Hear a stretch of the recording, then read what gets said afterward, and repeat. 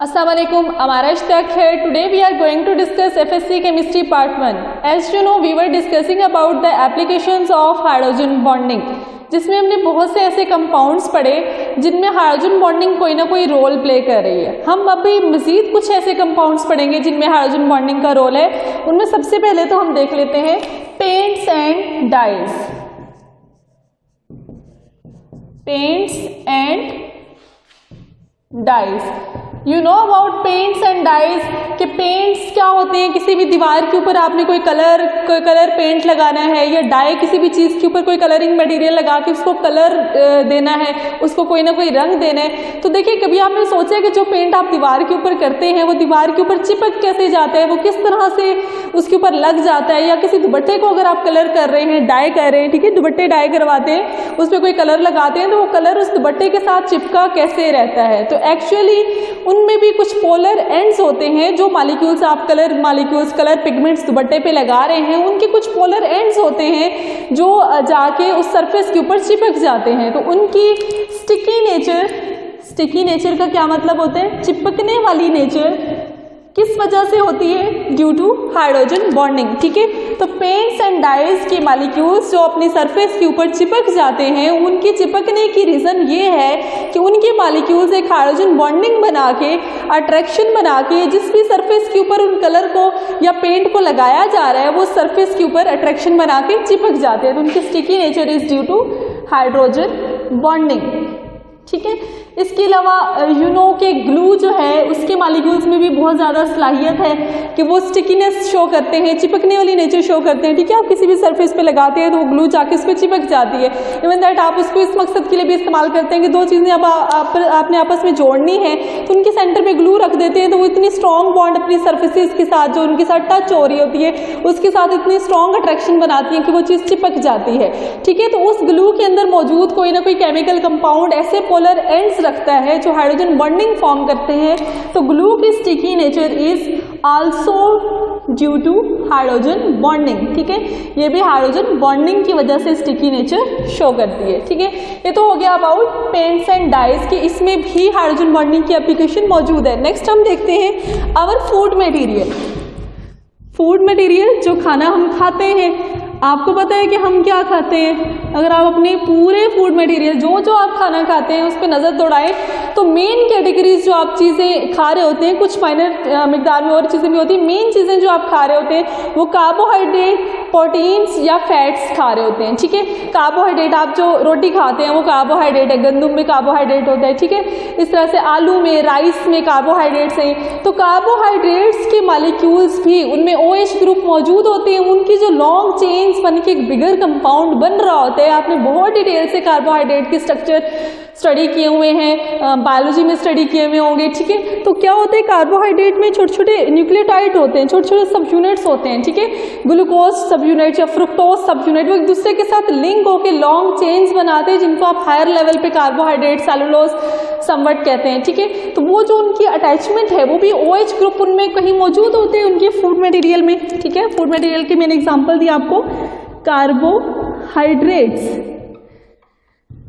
Right. इनमें इनके compounds में जब इनके सब यूनिट मिलके ये कार्बोहाइड्रेट बनाते हैं, लाइक फ्रुक्टोज और ग्लूकोज, ये फ्रुक्टोज एंड ग्लूकोज ही की लॉन्ग चेन्स को आप कार्बोहाइड्रेट कहते हैं। तो ये जब लॉन्ग चेन बनाते हैं तो इनमें कहीं ना कहीं हाइड्रोक्सिल ग्रुप मौजूद होते हैं इनके स्ट्रक्चर्स में, और वो हाइड्रोक्सिल ग्रुप्स जो हैं वो हाइड्रोजन बॉन्डिंग फॉर्म करते हैं। तो हाइड्रोजन बॉन्डिंग की वजह से ही हमारा जो फूड मटेरियल है उनके मॉलिक्यूल्स फॉर्म हो रहे होते हैं या वो स्टेबल हो रहे होते हैं। तो ये दो चीज़ें जिनमें हाइड्रोजन बॉन्डिंग शो का फिनोमेना शो होता है, एक पेंट्स एंड डाइज। ठीक है, उनकी स्टिकी नेचर, उनकी किसी चीज़ सरफेस के ऊपर चिपक जाने की सलाहियत is due to hydrogen bonding. इसके अलावा फूड मटेरियल में कार्बोहाइड्रेट्स, उनकी जो चेन्स बनी हुई होती है उन चेन्स को भी, जैसे DNA की चेन्स आपने स्टडी की लास्ट लेक्चर में, प्रोटीन्स की चेन्स स्टडी की, उनको स्टेबलाइज कौन कर रहा था? Hydrogen bonding. तो इसी तरह से कार्बोहाइड्रेट की लॉन्ग चेन्स को भी स्टेबलाइज कौन करता है? हाइड्रोजन बॉन्डिंग की वजह से वो स्टेबलाइज होते हैं या एक दूसरे के साथ लिंक्ड होते हैं। ठीक है, इसके अलावा हम नेक्स्ट एप्लीकेशन पढ़ते हैं क्लॉथिंग में। ठीक है, कपड़ों में किस तरह से हाइड्रोजन बॉन्डिंग जो है वो इस्तेमाल हो रही है। देखिए, क्लॉथिंग में, क्लॉथिंग आपके कपड़े किस चीज़ के बने हुए होते हैं? आप जो कपड़े पहनते हैं वो फाइबर्स से मिलके बनते हैं, धागा, थ्रेड, ठीक है, फाइबर्स से मिलके बने हुए होते हैं। अब ये फाइबर दो तरह का होता है, या तो नेचुरल फाइबर होता है लाइक कॉटन, आप कॉटन के कपड़े पहनते हैं, कॉटन कहाँ से आती है, कपास के पौधे लगाए जाते हैं खेतों में, कपास से आप कॉटन लेते हैं और उस कॉटन को आप यूटिलाइज करते हैं टू मेक योर क्लॉथ्स, ठीक है। तो फाइबर नेचुरल भी होते हैं जो आप प्लांट से फाइबर लेते हैं, या इसके अलावा रेशम की कीड़ा से मिलता है आपको, ठीक है, रेशम के कपड़े भी आप पहनते हैं तो वो भी नेचुरल फाइबर है, but it also can be artificial fibre. देखिए आर्टिफिशियल फाइबर कैसा होता है, जिस रेशम की मैं बात कर रही हूँ ना, रेशम की कीड़े से मिलता है, वो रेशम बहुत महंगी होती है, वो बहुत हाई क्वालिटी की रेशम होती है। वो रेशम और ये जो नॉर्मल रेशमी कपड़े होते हैं इनमें बहुत डिफरेंस है। ये जो नॉर्मल रेशमी कपड़े आप पहनते हैं ये रेशम के बने हुए नहीं होते हैं, रेशम बहुत सॉफ्ट सा एक स्टफ होता है, राइट। तो जो आर्टिफिशियल मटेरियल होता है, इसकी एक एग्जांपल मैं देती हूँ आपको। ये जो रेशमी कपड़े आप लोगों ने पहने हुए होते हैं, राइट, इसके अंदर पॉलीईस्टर के फाइबर इस्तेमाल हुए हुए होते हैं। Now what is polyester? Polyester एक पॉलीमर है, प्लास्टिक की फैमिली का एक पॉलीमर है, और उस पॉलीमर को इस्तेमाल करके आप ये रेशमी कपड़े पहनते हैं जो आपने बनाए हुए।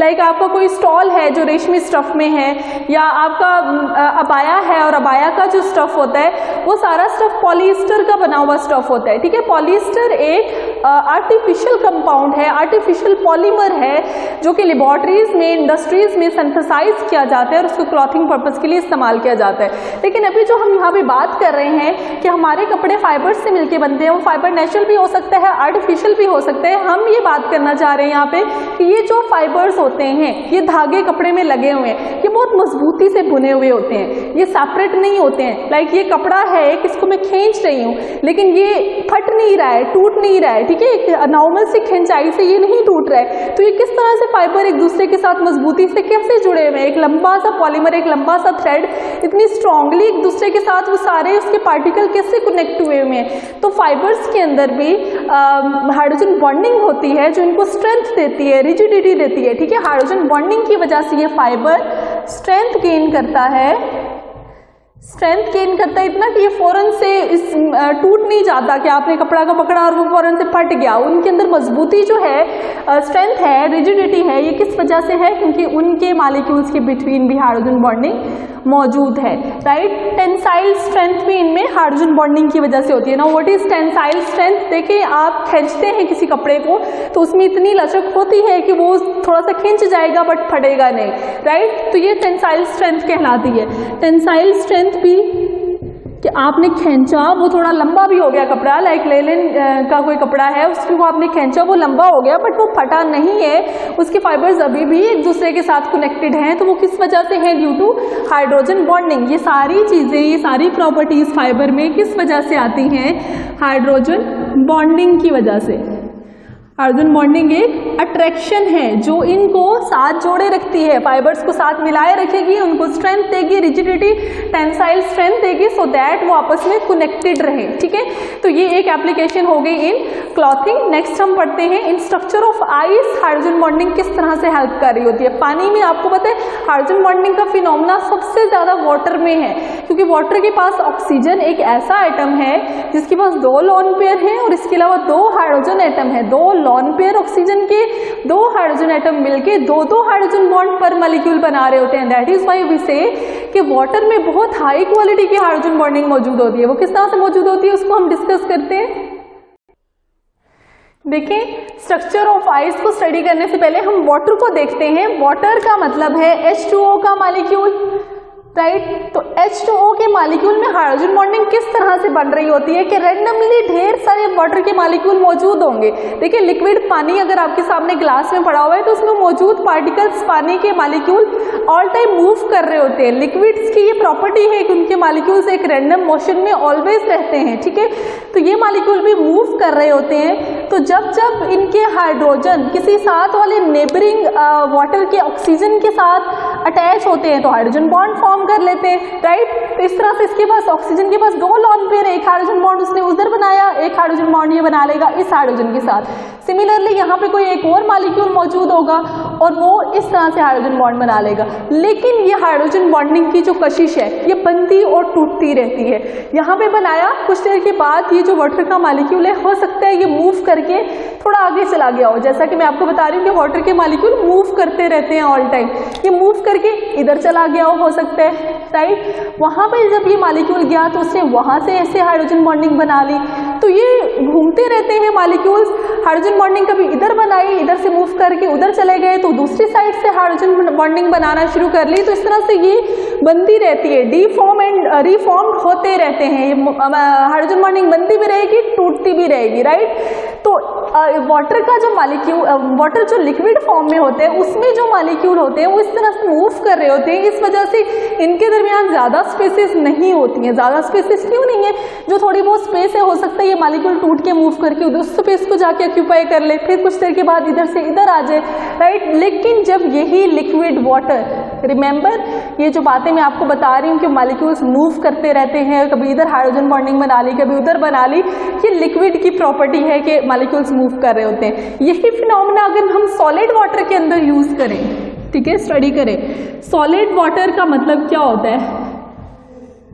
सॉलिड H2O का क्या मतलब होता है? Ice, right. तो आइस के अंदर अगर ये फिनोमेना हम स्टडी करें तो देखें वहां पे मॉलिक्यूल फिक्स हो जाते हैं। अब जो बर्फ होती है क्या उसके पार्टिकल्स या मॉलिक्यूल्स आपने कभी नोटिस किया कि वो मूव कर रहे हो, एक जगह से दूसरी जगह जा रहे हो, ट्रेवल कर रहे हो? सॉलिड्स के मॉलिक्यूल्स में, पार्टिकल में ये प्रॉपर्टी नहीं होती, उनके मॉलिक्यूल जहाँ पे स्टक होते हैं वहीं पे फिक्स हो जाते हैं, राइट। तो देखें ये एक मॉलिक्यूल यहाँ पे फिक्स है, ये मॉलिक्यूल भी यहाँ पे फिक्स होगा। इसने दो हाइड्रोजन बॉन्ड बनाने हैं, ठीक है। इस ऑक्सीजन ने एक हाइड्रोजन बॉन्ड इस हाइड्रोजन के साथ, एक हाइड्रोजन बॉन्ड इस हाइड्रोजन के साथ, क्योंकि ऑक्सीजन के पास दो लॉन पेयर है और उस अगले वाटर के मॉलिक्यूल के पास दो हाइड्रोजन एटम है। तो इस तरह से ये दो दो बॉन्ड बनाते हैं। तो इस किस्म का ये स्ट्रक्चर, टेट्राहेड्रल स्ट्रक्चर इनका फॉर्म हो जाता है। तो आइस का स्ट्रक्चर टेट्राहेड्रल होता है, इस तरह का ये स्ट्रक्चर फॉर्म हो जाता है, राइट। तो इसके साथ यहाँ पे भी मौजूद होंगे ये लाइक दिस। तो ये इस किस्म का कुछ स्ट्रक्चर, ये कॉर्नर्स बना के ये फिक्स हुए होते हैं, अभी ये मूव नहीं कर रहे। अब देखिए सेंटर में कितनी लार्ज स्पेसेस मौजूद है। आइस के स्ट्रक्चर में जब मॉलिक्यूल्स, वाटर के मॉलिक्यूल्स फिक्स हो जाएंगे एक जगह पे, वो मूव नहीं कर रहे हैं और उन्होंने फिक्स होकर एक मखसूस फिक्स पोजीशन के ऊपर हाइड्रोजन बॉन्डिंग बना ली। अब ये हाइड्रोजन बॉन्ड यहाँ से टूट के कहीं और नहीं बनेगा क्योंकि ये फिक्स हुआ हुआ है। लेकिन लिक्विड के केस में क्या था, कुछ देर के लिए यहाँ बना, फिर मूव कर रहे मॉलिक्यूल, ये मॉलिक्यूल इधर गया, उसने वहां जाके बॉन्डिंग बना ली, इसने तोड़ के कहीं और किसी और रुख में जाके बना ली। बट आइस में ये अब फिक्स हो चुके हुए हैं, इनकी जो मूवमेंट है वो नहीं बनेगी, ये ज्यादा मूव नहीं करेंगे। तो वी कैन से कि यहाँ पे लार्ज एम्प्टी स्पेसेस इनके दरमियान में बच जाएंगी, ठीक है। आइस के स्ट्रक्चर में एम्प्टी, खाली जगह, ठीक है, एम्प्टी स्पेसेस क्रिएट हो गई हैं। तो अभी मुझे बताएं कि आइस ज्यादा जगह कवर करती है कि लिक्विड वाटर? तो डेफिनेटली आइस जो है वो कम स्पेस, ज़्यादा जगह ऑक्यूपाई करेगी लेकिन कम मैस उसके ऊपर होगा, और लिक्विड वाटर जो है वो कम जगह पे ढेर सारे मॉलिक्यूल साथ साथ होके आ जाएंगे क्योंकि इनमें एम्प्टी स्पेसेस ज़्यादा नहीं है बट इनमें ज़्यादा एम्प्टी स्पेसेस है। देखिए अगर एक रूम के अंदर 6 बच्चे हैं, ठीक है, वो अगर 6 बच्चे दूर दूर होके बैठे हुए हैं तो हम कहेंगे पूरा रूम तो उन्होंने कवर किया हुआ है, ज़्यादा जगह ऑक्यूपाई की हुई है, लेकिन उस ज़्यादा जगह के ऊपर मैस कम है, सिर्फ 6 बच्चे हैं। लेकिन अगर एक छोटा सा पोर्शन हो, रूम का एक 4th पार्ट, एक जस्ट कोना, उस कोने पे 6 बच्चे बैठे हुए हैं, तो हम क्या कहेंगे, इन 6 बच्चों ने बहुत कम जगह ऑक्यूपाई की हुई है बट उस कम जगह के ऊपर मैस ज्यादा है, ठीक है। तो यही केस है यहाँ पे, वाटर कम जगह पे, लिक्विड वाटर कम जगह पे ज्यादा मॉलिक्यूल्स आ जाते हैं, और आइस के केस में ज्यादा जगह पे कम मॉलिक्यूल्स क्योंकि खाली जगहें बहुत ज्यादा है। तो इस तरह से यू कैन से कि जहाँ पे भारीपन ज्यादा है, आइस लाइक लिक्विड लाइक, इसका ज्यादा मैस पर यूनिट वॉल्यूम हम डेंसिटी को कहते हैं, ये पहले देख लें। तो अगर ये इन्होंने मैस पर यूनिट वॉल्यूम, कम वॉल्यूम पे ज्यादा मैस ऑक्यूपाई किया हुआ है तो इसकी डेंसिटी ज्यादा होगी, वाटर की डेंसिटी, लिक्विड वाटर की डेंसिटी ज्यादा होगी। राइट। और यही फॉर्मूला अगर हम इधर लगाएं, density is equal to mass per unit volume, मतलब एक मखसूस वॉल्यूम के ऊपर मैस, तो एक मखसूस वॉल्यूम पे मैस कम है तो आइस की डेंसिटी विल बी लो, इसकी डेंसिटी लेस होगी, कम होगी, राइट। तो आइस की डेंसिटी लिक्विड वाटर से कम होती है। हर केस में दुनिया के हर सॉलिड को स्टडी करते हुए आप ये बात करते हैं कि आप सॉलिड्स की डेंसिटी ज़्यादा होती है, वो ज़्यादा भारी होते हैं एज कम्पेयर टू लिक्विड्स, लेकिन कुछ सॉलिड्स एंड लिक्विड्स का ये सीन भी है केमिस्ट्री में जिनमें सॉलिड्स की डेंसिटी कम, सॉलिड्स हल्के हो जाते हैं और लिक्विड भारी हो जाता है, ठीक है। इन मोस्ट केसेस सॉलिड्स जिनकी डेंसिटी ज़्यादा होती है, जिनके मॉलिक्यूल्स, जिन सॉलिड्स के मॉलिक्यूल्स करीब करीब होते हैं, उनमें क्या सीन होते हैं कि मॉलिक्यूल्स करीब करीब है, कम जगह पे ज्यादा मैस है, हैवी मॉलिक्यूल्स हैं, तो हम कहेंगे कि सॉलिड्स भारी होते हैं। देखिए डेंसिटी को सिंपल वर्ड्स में आप भारीपन कह सकते हैं, जितना ज्यादा भारीपन उतनी ज्यादा डेंसिटी। तो हम समटाइम ये कहते हैं कि जितना ज्यादा भारी है कोई चीज वो उतनी ज्यादा उसकी डेंसिटी है। तो in most cases we can say कि solids are heavier than liquids, कि सॉलिड्स भारी होते हैं लिक्विड से, तो सॉलिड्स की डेंसिटी हमेशा लिक्विड से ज्यादा होनी चाहिए क्योंकि उनके मॉलिक्यूल पास पास होते हैं। But in case of water उनके मॉलिक्यूल्स इस तरह से अरेंज हुए हैं कि जो उन मॉलिक्यूल्स के दरमियान स्पेसेस हैं वो इतनी ज़्यादा बढ़ गई है कि हमारे पास आइस एज सॉलिड हल्की हो गई है देन लिक्विड। यहाँ पे सॉलिड लिक्विड से हल्का हो गया है क्योंकि सॉलिड के स्ट्रक्चर में स्पेसेस ज़्यादा क्रिएट हो गई है। मैंने आपको समझाया कि किस तरह से स्पेसेस ज़्यादा क्रिएट हुई हैं। That's all about today's lecture.